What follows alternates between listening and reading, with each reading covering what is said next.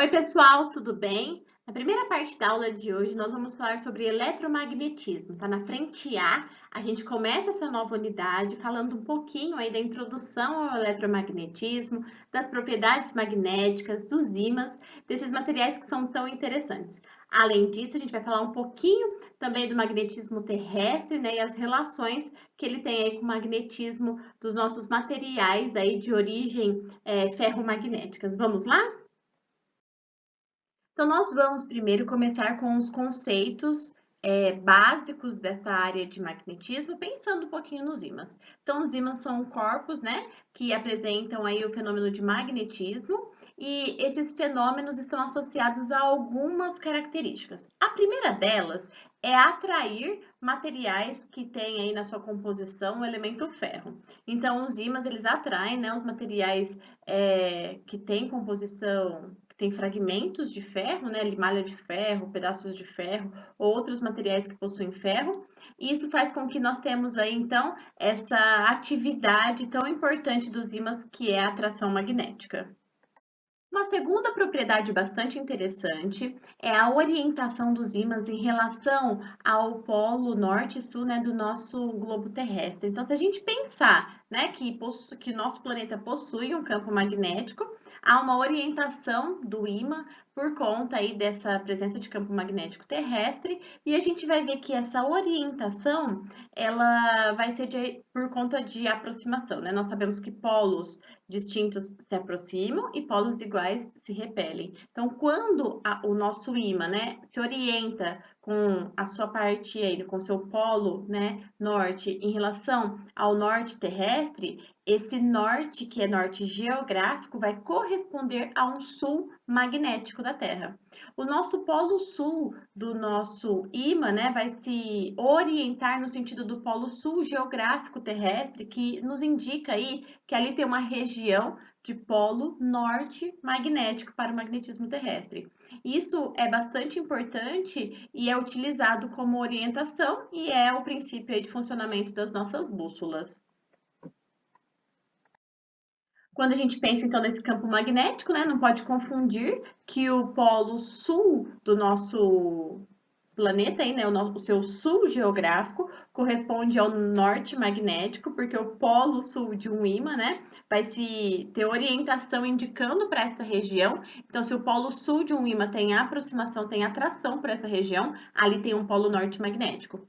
E o polo norte, né, nosso polo norte geográfico, ele vai ter uma orientação aí em relação ao campo magnético como o polo sul magnético, uma vez que ele atrai, né, a orientação dos nossos ímãs, das nossas bússolas, a orientação em relação ao o polo norte, né, desses materiais, mostrando que ali tem um sul magnético. Então, tomem um pouquinho de cuidado quando a gente pensa aí nessa orientação, né? O campo magnético terrestre, ele está associado à composição, né, do nosso planeta, principalmente do núcleo do nosso planeta, e a composição deste núcleo e movimentação do material dentro do nosso planeta faz com que haja, então, ali um campo magnético, e esse campo magnético, ele vai ter propriedades magnéticas e vai nos orientar em relação às posições geográficas. Então, pelas propriedades magnéticas, o polo sul magnético corresponde ao polo norte geográfico.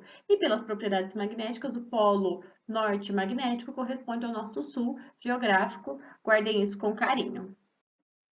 E aí a gente vai ter uma terceira propriedade, né, que eu já adiantei um pouquinho por conta da nossa orientação dos polos de um ímã ou de uma bússola em relação ao campo magnético da Terra, que é atração e repulsão. Então, polos que são iguais aí vão ter repulsão e polos que são diferentes vão ter atração. Então, o polo norte de um ímã sempre atrai um polo sul e ele vai repelir um polo igual ao seu, então repele um polo norte. Quando a gente corta um ímã, a gente tem uma propriedade bastante interessante, que é a inseparabilidade dos polos. Não tem como separar os polos de um ímã. Toda vez que a gente quebra um ímã, corta um ímã, a gente gera aí dois materiais com polaridades, né? Semelhantes ao que se existia num ímã completo. Então, quando a gente tem lá o ímã, né, tem o polo norte e o polo sul, se a gente cortar o nosso novo ímã, né, nós teremos dois ímãs aí, com polo norte e polo sul. E se eu cortar de novo, eu terei mais dois ímãs também com as mesmas polaridades. Então, não tem como separar os polos de um ímã. Esse é um princípio conhecido como inseparabilidade dos polos.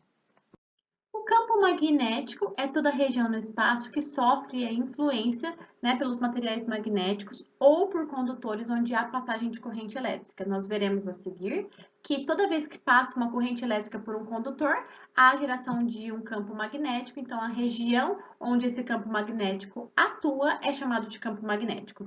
Nós vamos representar o campo magnético pelo vetor de indução magnética, conhecido como B, e a unidade de medida que nós vamos utilizar para campo magnético, né, para o nosso vetor de indução magnética, é a unidade definida no Sistema Internacional de Medida como Tesla. A gente vai usar aí a indicação de T maiúsculo em homenagem ao Tesla, né, o cientista Tesla, ok? As linhas de indução do campo magnético são sempre tangentes a esse vetor, né, de indução magnética, e sempre a gente vai considerar as linhas, né, de indução saindo do polo norte e entrando no polo sul. Não se esqueçam dessa orientação, que ela é muito importante, né, para a gente apresentar a orientação do nosso campo magnético e para analisar os casos onde é necessário, né, identificar esse vetor, sua orientação, seu sentido, além da sua intensidade. Um campo magnético uniforme é aquele campo, né, que a gente tem aí mesma direção, mesmo sentido e mesma intensidade. Quando a gente pensa, né, em linhas de indução, num campo magnético uniforme, essas linhas são paralelas, né, igualmente espaçadas e têm a mesma orientação. Então, aqui na figura a gente consegue perceber, né, essa uniformidade aí nas linhas de indução magnética, mostrando que nós temos um campo magnético uniforme. Agora, então, nós faremos 4 exemplos para treinar um pouquinho esses conceitos, né, de introdução aí dos ímãs, as propriedades magnéticas, a questão de polaridade, né, e também de eletromagnetismo terrestre. Nesses 4 exemplos, eu vou começar com esse exercício da VUNESP. Então, no exercício número 1, nós veremos essa figura que tem aí, né, que representa o ímã na forma de barra, e ele vai ser cortado em duas partes, nessa parte A, que é na horizontal, e na parte B, na vertical. Aí ele fala assim, ó, logo em seguida aos cortes, pode-se observar que os pedaços. Então, vamos pensar, ó, antes de olhar as alternativas, vamos ver aqui, né? Se eu cortei aqui na horizontal, eu fiquei com o ímã assim, ó, norte e sul. Outro pedacinho aqui da barra, também norte e sul. Esse foi o corte em A. Se eu cortei lá em B, né, eu vou observar a barra ficando norte e sul, e assim.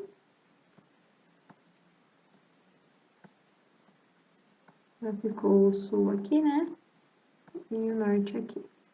Aí ele falou assim, ó, logo em seguida ao corte, pode-se observar que os pedaços resultantes se repelem se o corte for na linha A ou na linha B. Então, se o corte for na linha A, há repulsão, ó, norte com norte aqui, sul com sul aqui. Até aqui tá tudo bem na letra A. Na letra B, ele fala que se o corte for em B, há repulsão. E aqui a gente vê que os polos extremos aqui no corte ficam diferentes. Então, aqui teria uma atração. A letra A não pode ser. Na letra B, ele fala assim, ó, se atraem se o corte for na linha A ou na linha B. Na linha A, a gente já viu que tem repulsão, então não pode ser a letra B. Na letra C, se repelem se o corte for na linha A, até aqui tudo bem, e se atraem se for na linha B, pode ser a letra C. Vamos ver as outras, né? D, se atraem se o corte for na linha A. Não, nós já vimos que se for na linha A, há repulsão.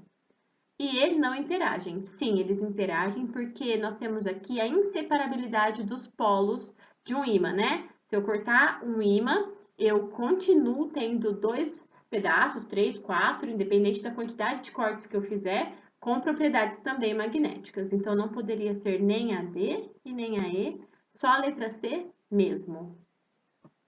No exercício 2, ele fala assim, 4 ímãs iguais em forma de barra, com as polaridades indicadas, estão apoiados sobre uma mesa horizontal como na figura, vistos de cima. Então, nós temos 4 ímãs aqui, né? Orientado polo sul e polo norte, polo sul para cima, norte para baixo aqui no primeiro, né?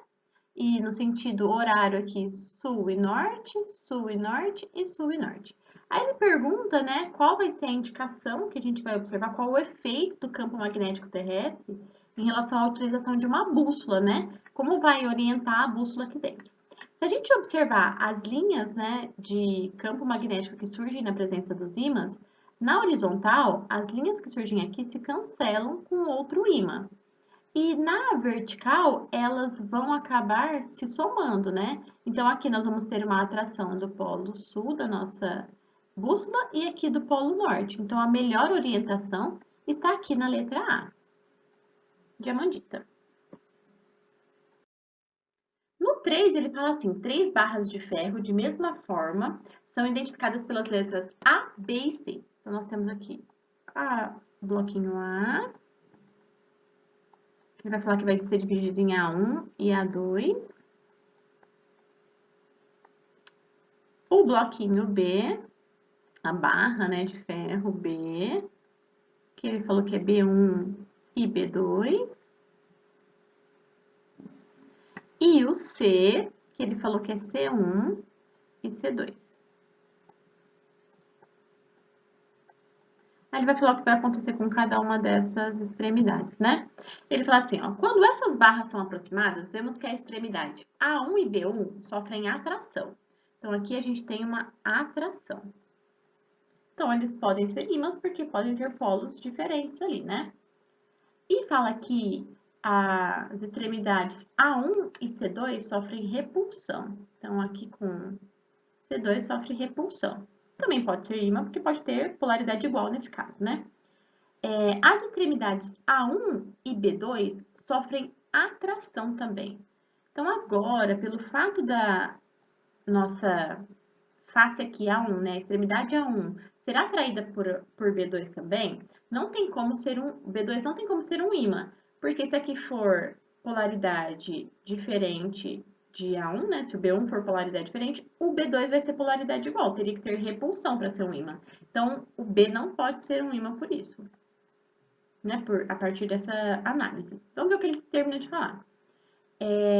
A1 e C1 sofrem atração. A1 e C1 pode se atrair? Pode, porque A1 sofreu repulsão, então pode ter polaridades iguais aqui, A1 e C2, e diferentes A1 e C1, A e C podem ser ímãs. Então, em relação aos 3 materiais, só A e C podem ser ímãs, está aqui na letra E de elefante. No 4, vai ser verdadeiro ou falso em relação ao campo magnético terrestre. Ele fala assim, não, o polo sul magnético terrestre situa-se na região do polo norte geográfico. Isso é verdadeiro.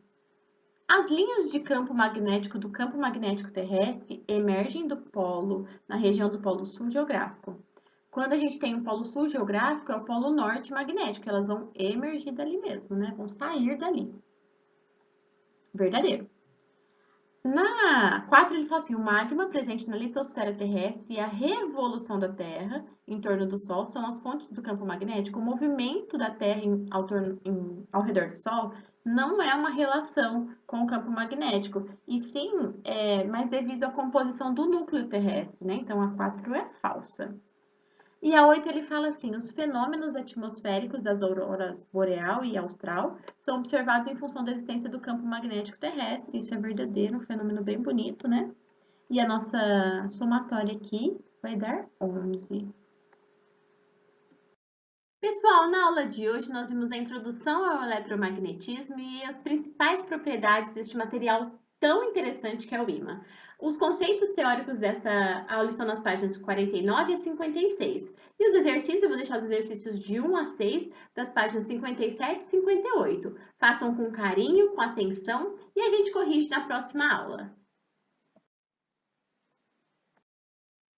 Bons estudos, até a próxima, e eu vou deixar uma mensagem bem carinhosa de primavera, né? Encante-se, transborde cor, espalhe amor, primavere-se. Vem aí a estação mais bonita do ano, né? E eu espero que vocês estejam bem. Um beijo, se cuidem e até a próxima.